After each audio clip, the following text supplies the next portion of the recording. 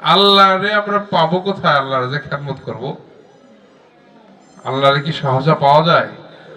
আল্লাহর সৃষ্টিকে যদি আপনি ভালোবাসেন, আল্লাহর সৃষ্টিকে যদি আপনি খেদমত করেন, তাহলে স্বয়ং আল্লাহ রাব্বুল আলামিন রাজি খুশি হয়ে যান। বলেন না সুবহানাল্লাহ, বলেন না সুবহানাল্লাহ।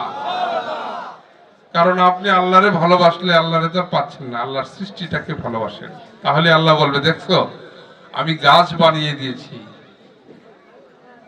আমি নদ নদী বানায় দিছি, গাছ বানায় দিছি, পাহাড় পর্বত বানায় দিছি। ইচ্ছা করলে আপনি একটা গাছ নিজে নিজে বানাইতে পারবেন? আমি পারবো? পারবো না। আল্লাহর নিয়ামত এত সুন্দর করে আমি যদি একটা গাছের যত্ন করি, আল্লাহর একটা জীব, একটা রাস্তার একটা অসুস্থ কুকুর, এটার যদি আমি একটু সেবা করে সুস্থ করে তুলি, আল্লাহ খুশি হয়ে যান। কেন? আল্লাহর সৃষ্টি। তো আল্লাহর যে কোনো সৃষ্টির প্রতি যদি আমরা সেবা করি, স্বয়ং আল্লাহ রাব্বুল আলামিন তাতে রাজি খুশি হন। আমাদের তো সেটাই লক্ষ্য। আল্লাহরে তো পাচ্ছি না যে সেবা করব। আল্লাহকে কি আমরা সহসা পাই? সাধারণ মানুষ আল্লাহরে পাই?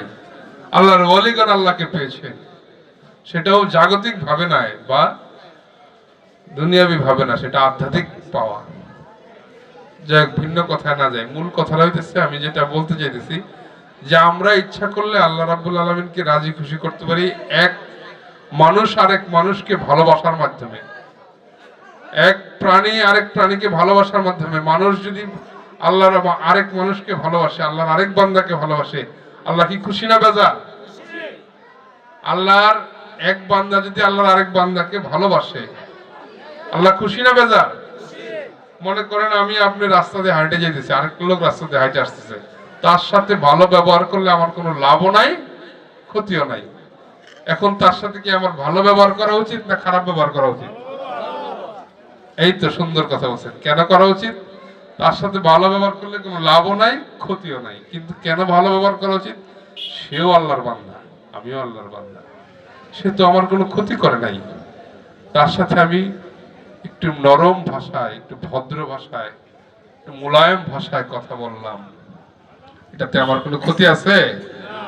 এটাতে বরঞ্চ আমি যদি এটা মনে করি যে সেও আল্লাহর একটা মাখলুকাত, আমিও আল্লাহর, আমাকেও আল্লাহ শক্তি দিচ্ছে ভালো ব্যবহার করার, আমি তার প্রতি ভালোবাসলাম, ভালো ব্যবহার করলাম, স্বয়ং আল্লাহ পাক কিন্তু খুশি হয়ে যান। এর কাজগুলা খুব কঠিন না, কাজগুলা খুব সহজ, কিন্তু আমরা সেটা গুরুত্ব বুঝি না বা দেই না।